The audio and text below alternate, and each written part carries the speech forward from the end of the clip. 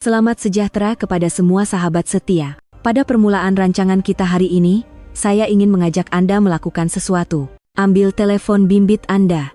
Ya, telepon yang Anda bawa setiap hari, yang paling Anda percayai. Pandang telepon itu. Sekarang, saya ada satu soalan untuk Anda.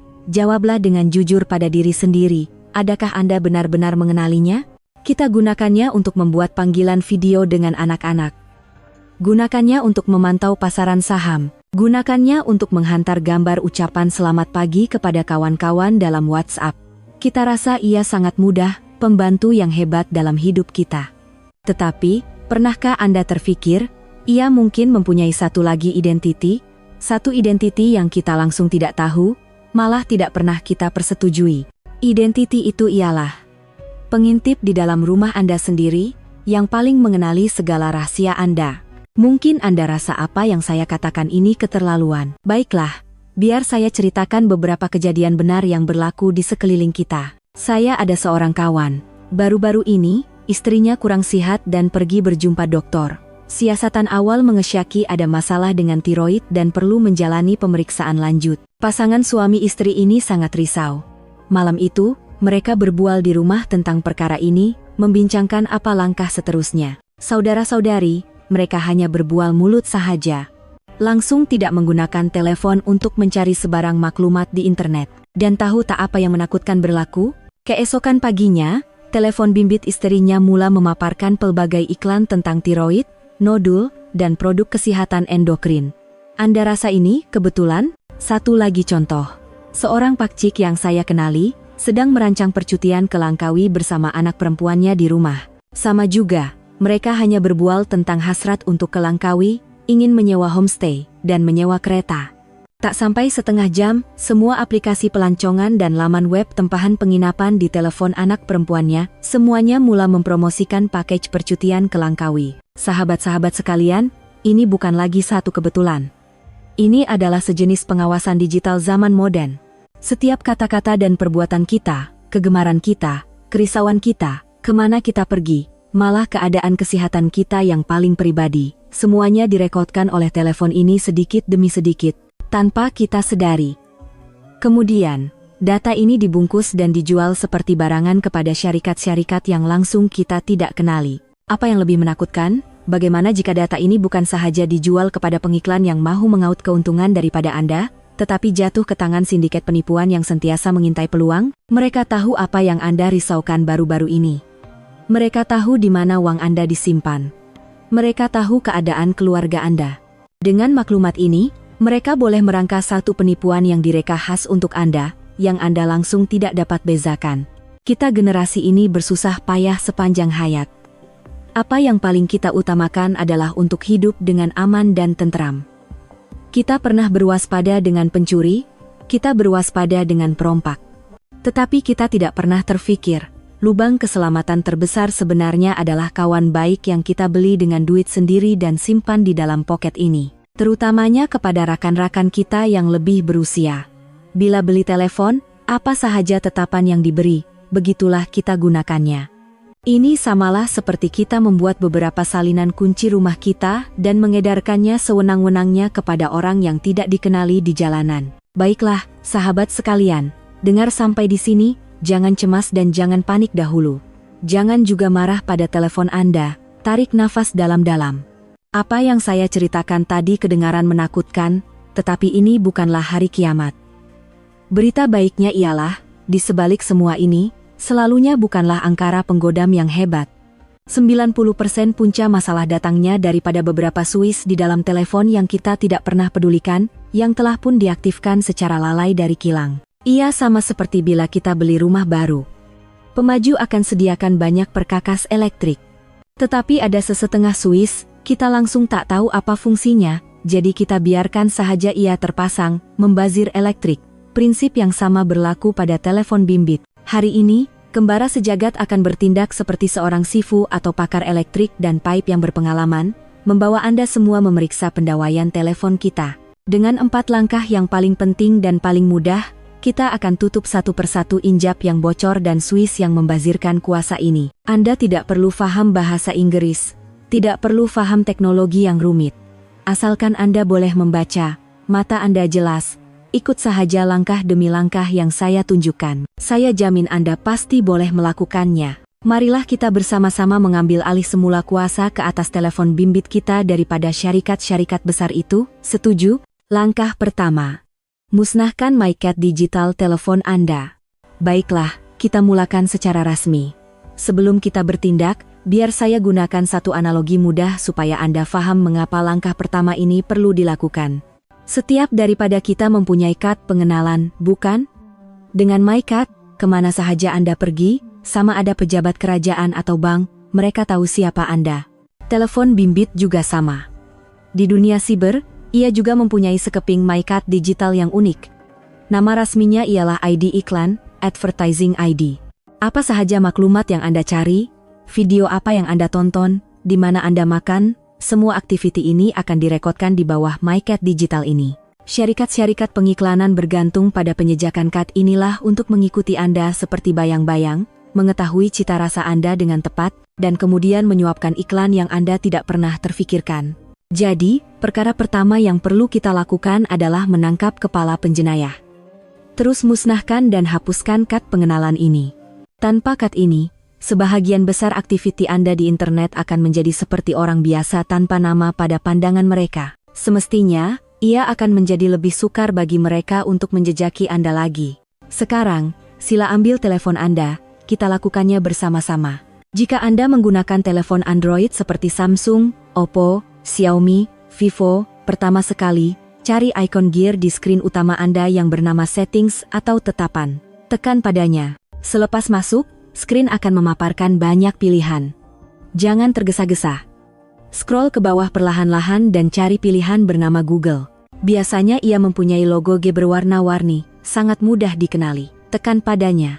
Setelah masuk ke halaman tetapan Google, Anda akan melihat banyak pilihan berkaitan akun Anda. Sila cari pilihan yang bernama iklan, ads, tekan lagi. Baiklah, langkah paling penting akan tiba.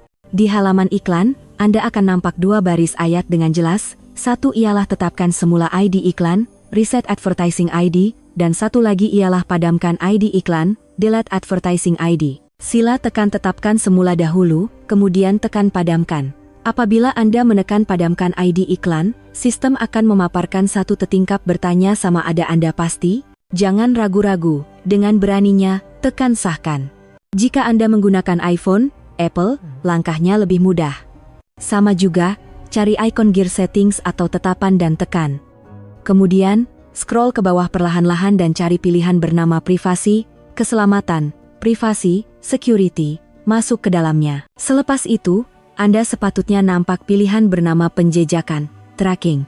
Buka pilihan itu, tempat yang paling penting ada di sini. Anda akan melihat satu switch di bahagian paling atas yang bertulis benarkan aplikasi meminta untuk menjejak, allow apps to request to track.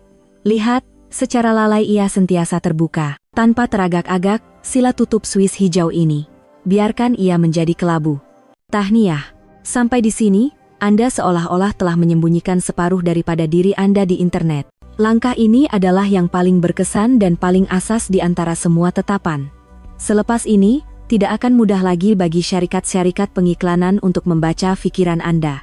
Langkah kedua, matikan fungsi kaki lapor telepon, jangan biarkan ia membuat laporan lagi.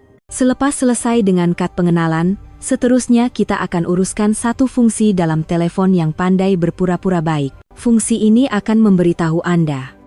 Untuk menambah baik produk kami dan meningkatkan kualiti perkhidmatan, kami memerlukan persetujuan Anda untuk menghantar data diagnostik telepon. Ayatnya sedap didengar, bukan? Seolah-olah kita sedang membantu membuat kebajikan.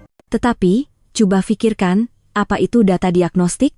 Secara ringkasnya, ia adalah diari penggunaan telepon Anda setiap hari. Aplikasi mana yang paling kerap Anda guna, fungsi mana yang paling lama Anda guna, di mana isyarat telepon kurang baik, malah aplikasi mana yang tergendala atau crash. Semua butiran remeh-temeh ini, ia catatkan semuanya.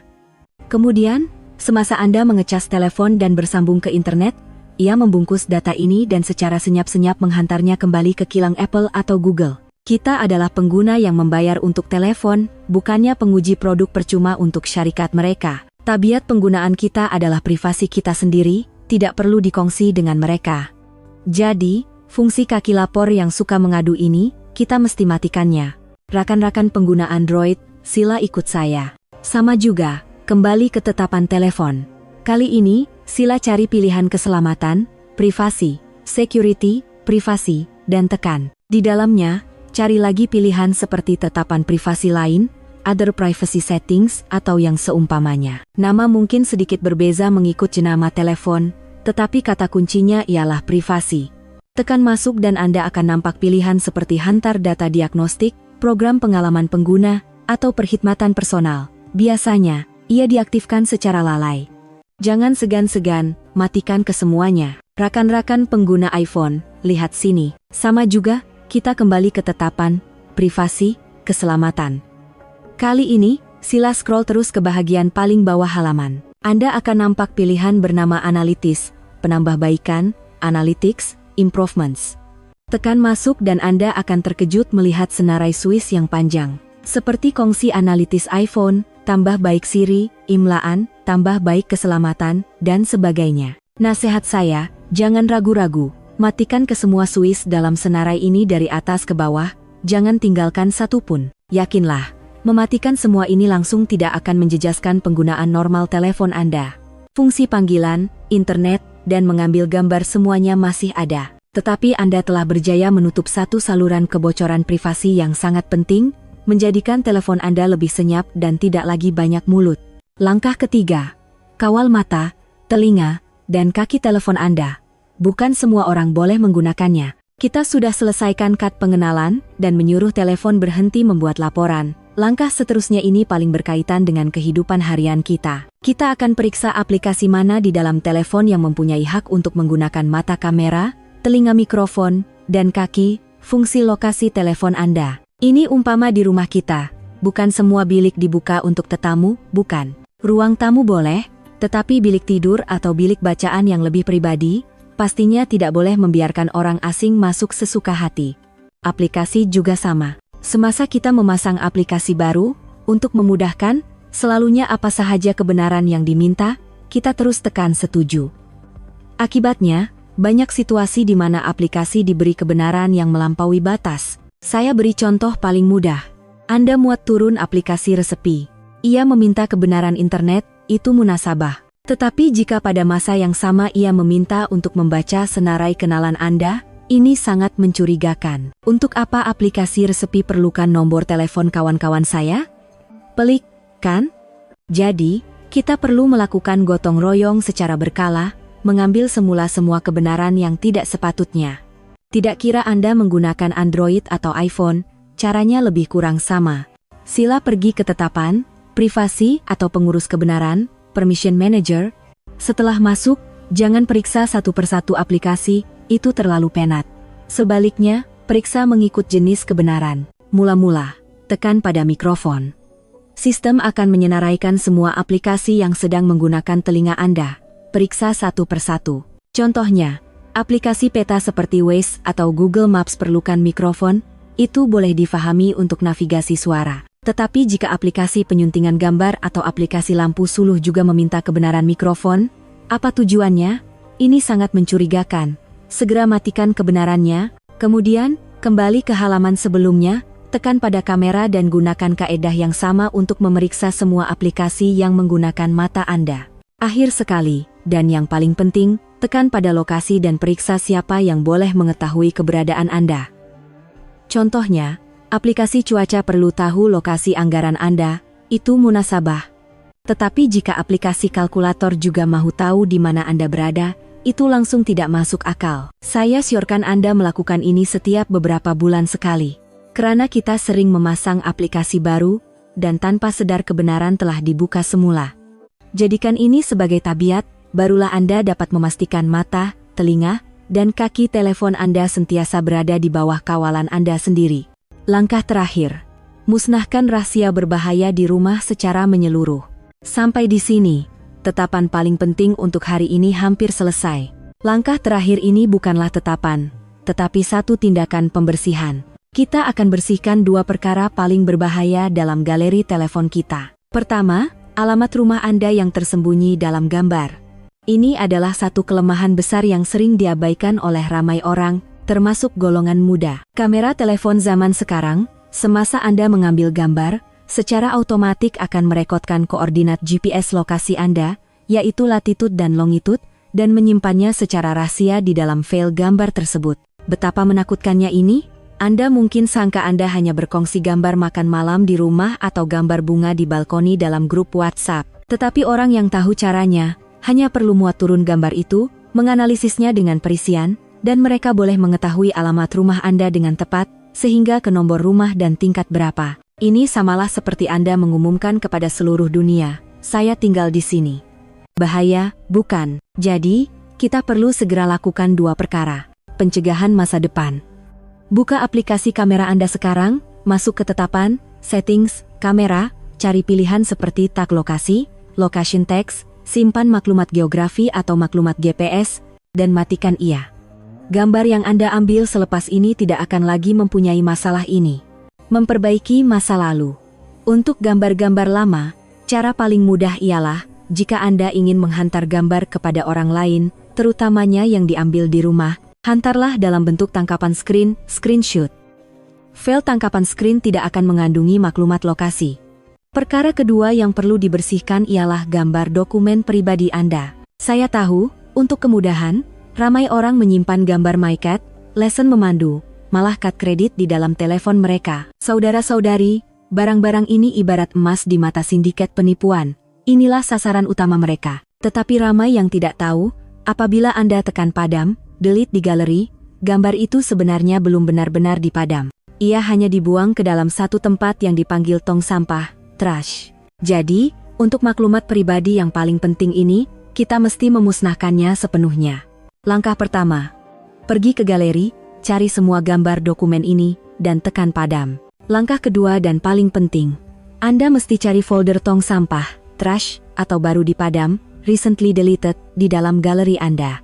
Masuk ke dalamnya, pilih semula gambar-gambar tersebut, dan tekan butang padam secara kekal, permanently delete. Ingat, Anda mesti selesaikan langkah kedua ini barulah ia benar-benar selamat.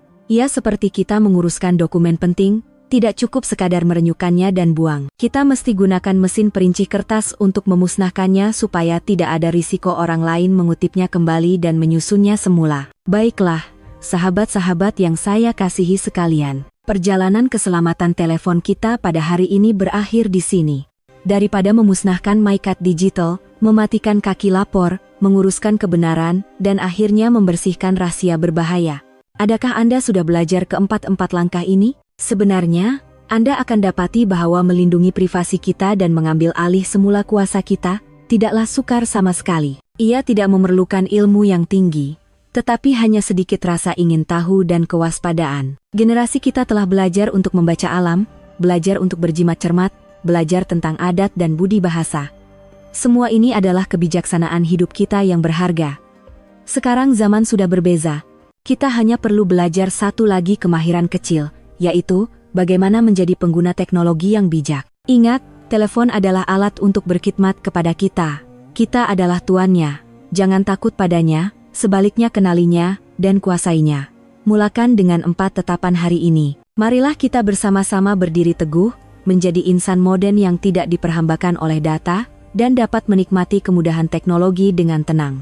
Jika Anda telah mengikuti saya dan menyelesaikan tetapan ini, saya menjemput Anda untuk menulis dengan bangganya di ruangan komen di bawah, saya yang kawal. Mari kita saling memberi semangat dan menyokong keselamatan digital kita bersama-sama. Jika Anda rasa kandungan yang dikongsi hari ini bermanfaat untuk Anda dan keluarga, sila tekan butang suka dan kongsikannya kepada semua orang yang Anda sayangi. Setiap perkongsian Anda mungkin dapat membantu seorang rakan daripada risiko kebocoran privasi dan penipuan. Jangan lupa untuk melanggan saluran Kembara Sejagat dan aktifkan ikon loceng kecil di sebelahnya. Jaga diri semua. Kita jumpa lagi dalam episode akan datang.